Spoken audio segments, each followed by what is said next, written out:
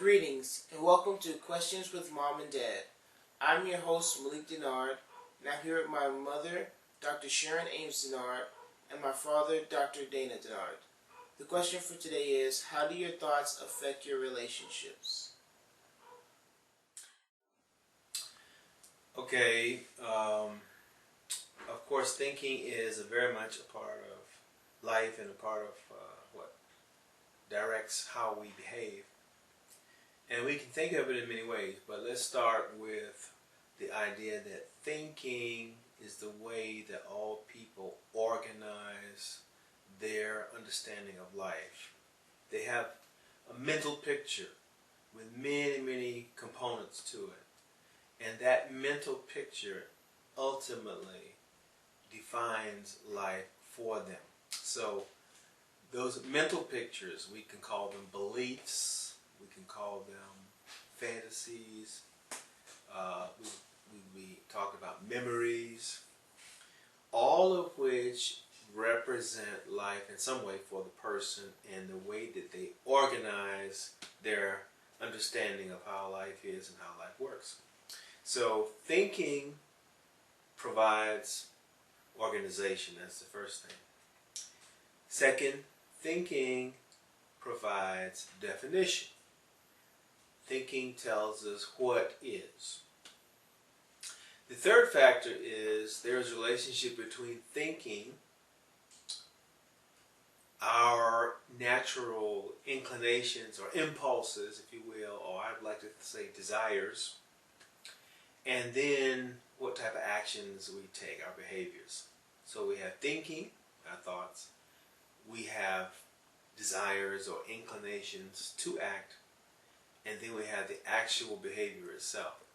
So on any day we may have a desire to act or behave in a certain way, but we don't always act and behave just because we think about it and feel like we want to. Even if we think we should, we don't necessarily take that action. Why not? Because thinking allows us to evaluate the importance of the situation, the importance of the action, and if we're really thinking, it also helps us to evaluate the outcome. But understand that thinking is bias. And that bias is whatever we have come to believe. So in a relationship, let's say we're talking about a relationship between a child and a parent. Well, a part of what happens in that relationship is based on how does that parent understand that child. In other words, what is that parent's definition of having a child? What is that parent's definition of their relationship to that child? And then all of the things that they've learned over time and they think about how to raise that child. Their thinking will guide how they act, even when sometimes their emotions may give them desires to do other things. I think all parents can probably relate to the desire to take some drastic action when we're upset, and yet you think, well, I'm upset and I'd like to smack that kid right now. But just because we even think about that or feel that or inclined to act in that way, we don't actually take the action. Why? Because our thinking continues to tell us, well, there are consequences, there are other things that can happen if I were to do that, and our value system, which is a part of our thinking, kicks in and it guides what we actually do.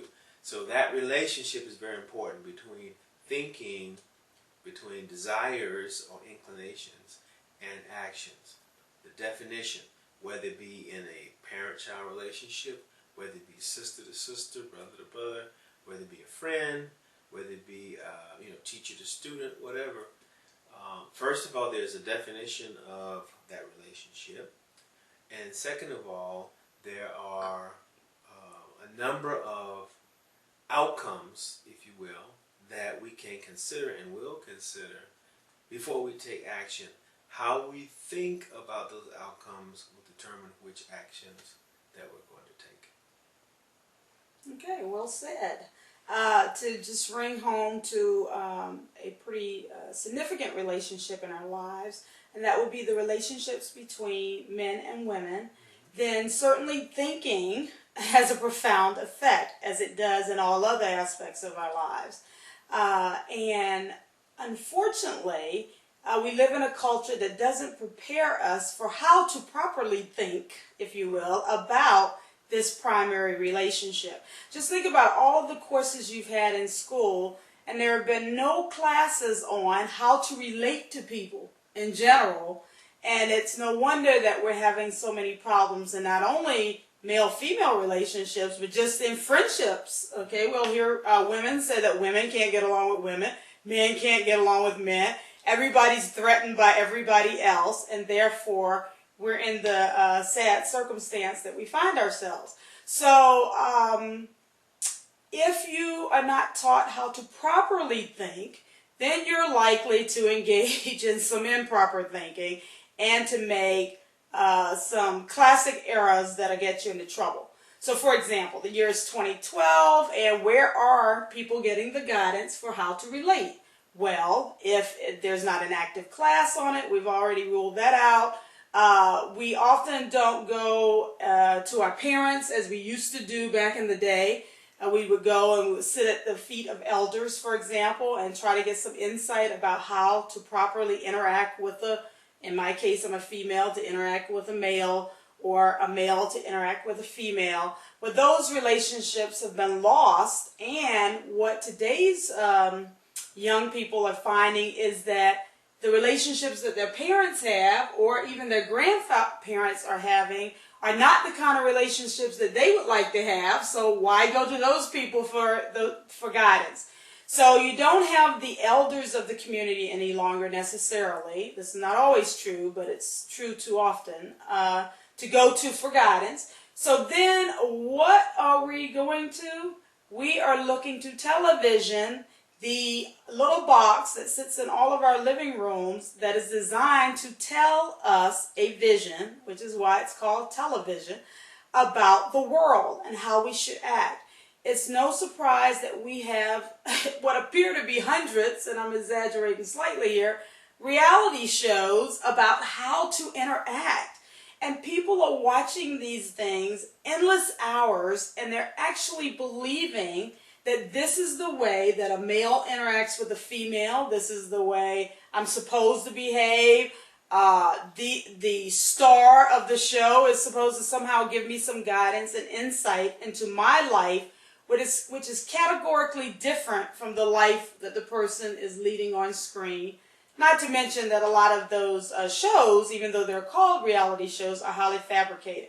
So again, we're all at a loss as to how to respond properly in relationships. So that is why you, who's watching this tape, if you're having difficulty in that area, it's because A, you haven't been taught, and B, even if you are aware of what you don't know, you still don't know where to go to find out.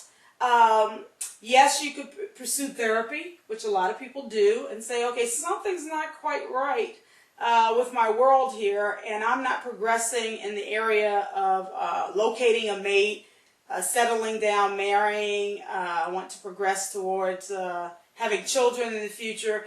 I feel as though I need to get started, so where do I go? So a lot of people seek out therapy. Some seek out a life coach to look at all aspects of their lives and say, okay, not only am I not progressing in my primary relationship, in a personal relationship with the opposite sex, I'm also not progressing in my professional relationships. Wherever I thought I should be on my timeline, I'm not there. So they'll seek out the assistance of a professional coach.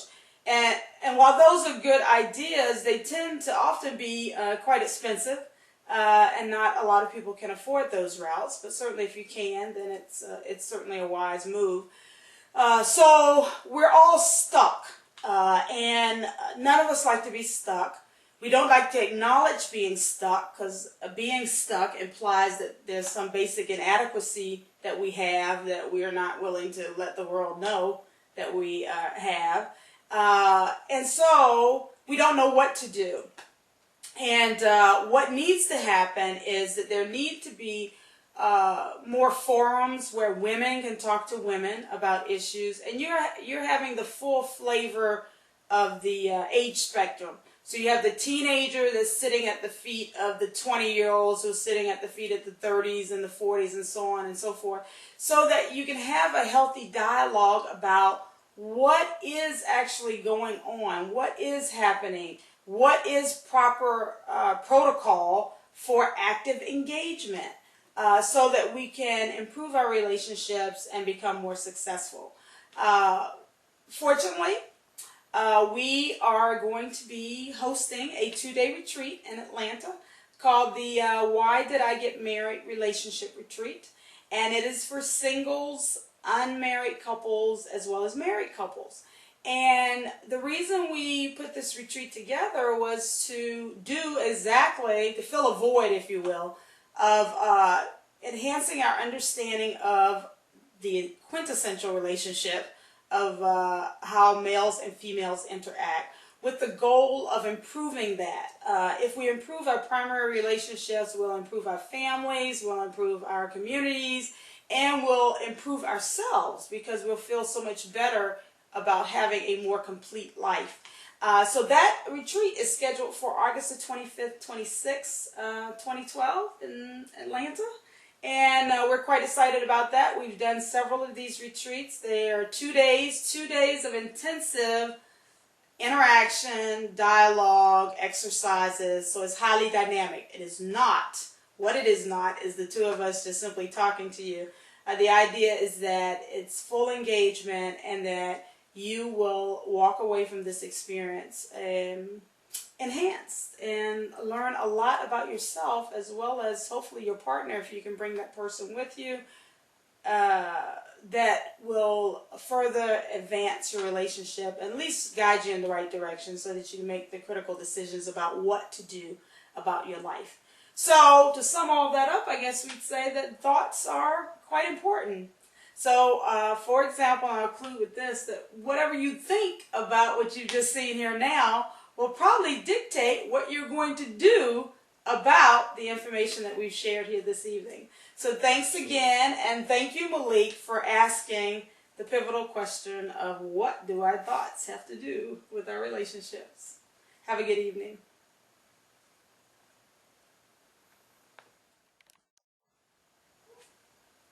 Thank you for watching Questions with Mom and Dad. I'm Malek Dennard, and I'll see you next time with a new question.